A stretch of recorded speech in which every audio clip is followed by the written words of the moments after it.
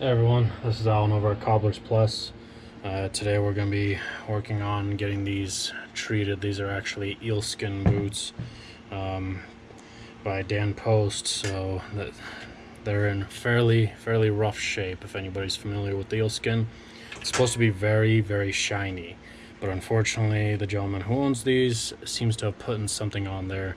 It feels something along the lines of possibly either snow seal or saddle soap. You don't use saddle soap to condition or treat the uppers. It is for cleaning purposes only. But because it's all over that, now at this point we're going to have to clean it off. And usually you don't want to use anything too harsh on this, but unfortunately we're kind of left with no other option. So we're going to start out by using our Saphir Reno mat there, because it's the strongest solvent-based cleaner that's still delicate enough where it's not going to remove any original dye pigment. Now, we always recommend that you test it first on the side area like that there. It's on the inside of the boot, not too visible or anything. We're going to have to work it a little bit.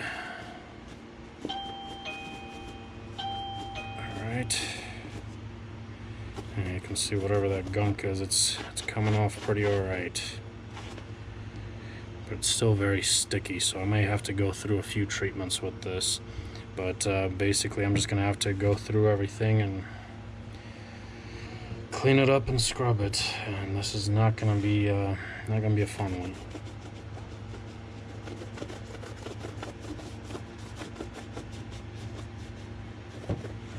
Yeah, it looks like I'm gonna have to work at these quite a bit before I can really do much else as far as cleaning them, because this area here seems a lot better, but I may have to go through it a second time quite a bit. And because the video will get way too long, we're just gonna have to do this mainly off video, at least the cleaning process. But I'm just gonna be going through this whole boot over and over with the Reno mat. Well, maybe twice. I don't want to overdo it. A Reno mat, again, is gonna be one of your safer options to use as a strong cleaner to remove any old waxes, residues, polishes, things like that. So we'll go ahead and get it all taken care of, and when it's time to start treating that uppers, I'll meet you guys back over here. Alright, so I'll see you in just a little bit. Alright, so we're back over here again, and we got them all cleaned up. You know, there was quite a bit of stuff on there that we really had to scrub off, but unfortunately these haven't been treated all that well. You can see some of that creasing, and looks like almost like a crack trying to form. You know, that's not a very good thing to have on a pair of boots, so I'm gonna have to grab a pair of boot trees to take care of the rest at this point, because we're gonna be using our Renovating by Saffir. It's specially formulated for reptile skin, fish, as well as shark, and quite a few other exotics like eel skin here. It's got lanolin in it, and it's got an extract of different types of waxes mixed in there as well to give it a bit of a shimmer. The lanolin will soften and restore the nutrients back to the leather, and then those waxes will kind of give it a little bit of a shine. After we apply this, we'll be able to see what might be going on after it's nice and dry. But first I'm going to get those boot trees to make sure to help out that creasing right there. And if you have nice exotic boots, please use boot trees. Of course, shoes as well. There are boot trees and shoe trees that go inside that help the shaft area, but there are also ones that go into the foot area to really help out that bendable area where your toes bend. So please make sure you take care of your good boots and shoes using the proper items and products that you may need to. So I'll go grab those boot trees and I'll be right back. Alright, so I've got these boot trees right here. I'm gonna go ahead and stick them in. I stuck this one in already, and you could definitely tell the difference. That one's all crinkled up still. This one seems nice and stretched out, and that's what we want from it. It'll really help save those boots in the long run. Alright, beautiful. Now at this point we're just going to apply our Renovating cream, and we like to use a dauber brush. It gets a better surface area, as well as if there's any nooks and crannies, it's nice to get in there a little deeper, especially around the welt area.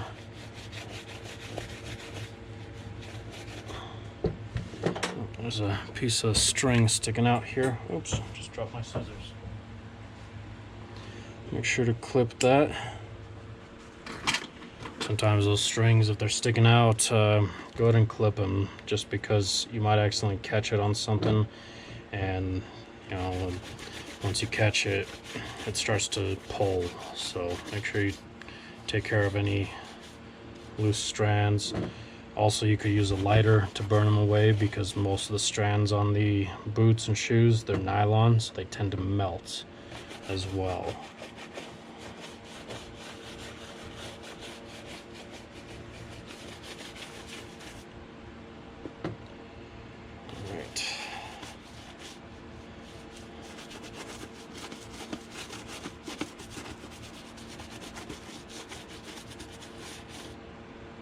Looks almost blue in the recording, so don't worry, these will be black. They just look kind of bluish in here. Now the uppers on these, they're not an exotic leather, but we can still use this same stuff on cowhide as well. Does a really nice job of conditioning this as well. Now, usually for, you know, regular leathers, we tend to use the Saphir Renovating cream, but that one is mink oil based, and mink oil for some exotics is not very safe to use, just because it can darken it quite a bit in the color. Also, that, you know, you never know what might be going on with your exotic leather, and it's always better to use something a little more delicate as well. And that's what this stuff here, the Renovating cream, is. It's a lot more delicate.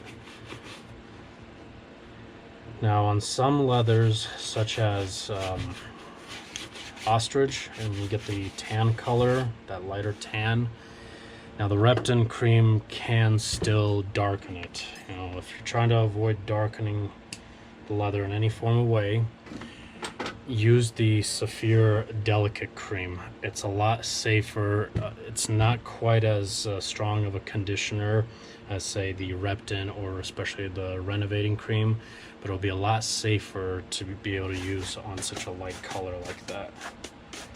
So now at this point, I'm just going to buff everything over just a little bit to get any excess off.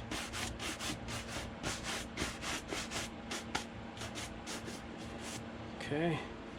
Starting to look a little bit better now. I mean, we're not going to be able to restore these to a full 100% like they used to be, just because the eel skin, it's almost like real patent leather, where they have the leather and then they put a plastic wrap over it as if it's like a shrink wrap, and that's a lot what eel skin is like. And you know, once you have something really embedded in there, it's next to impossible to remove it afterwards from the eel skin. So please just make sure, if you're wanting to take care of your own, you know, exotic leather boots or any kind of footwear, if you're new to this or anything, you know, check with your local cobbler, give us a call, send us an email, whatever you'd like, and we'll be glad to help however we can and walk you through it, give you any advice on it as well.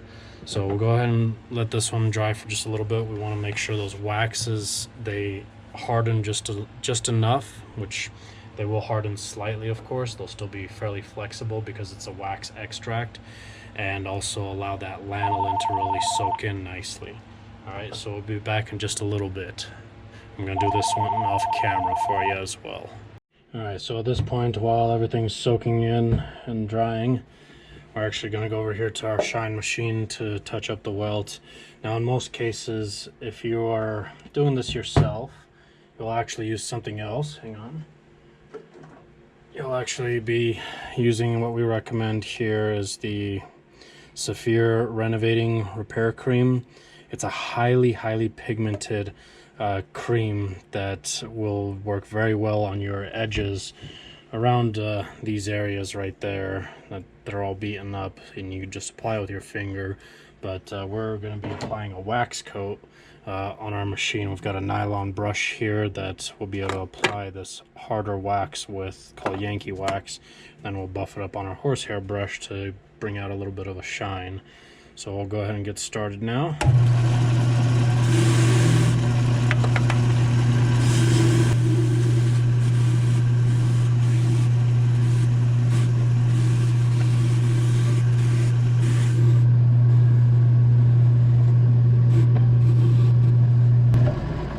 Okay, looks a bit nicer, doesn't it? Nice and shiny. Restored some of that color and put some wax on there to help seal up that a little better as well. And I'll go ahead and finish out the other one off camera, and we'll meet you back at the workbench to continue on. Alright, so we're back here now again. I'll decided to test it out, but I already kind of did it. We just ended up using some Saphir Medal Dior Pate Deluxe wax on the top of it. I just took my finger and applied it just like that, rubbing it on little by little all around, and I allowed it 10 minutes to dry because again, but the wax here, it does have some turpentine in there. It's a small amount, but you do have to allow it to evaporate before really moving on too much, with continuing what you're going to be doing. But again, after applying it on, I ended up taking my horsehair brush and just buffing it over just a little bit like that. I didn't put any second coats, it was just one single coat I put on. Usually you don't put on wax coats on eel skin, but unfortunately in this case we were kind of left with almost no option pretty much, due to the fact that there was some really harsh stuff on there. But this gives you an idea there. You can see that one's a little dull, and that one's got a bit more of a shine to it. It looks a lot more like it's supposed to now at this point. That turpentine actually in there really helps break down that fiber structure of the eel skin just enough where it smoothens it out. And on top of that, because this is a black polish that we used, it helped restore some of that color. Now, there isn't a lot of pigment in this wax polish here, but it was just enough to help bring back at least a little bit of that black in some areas where it was kind of starting to fade, it looks like, from whatever they may have put on.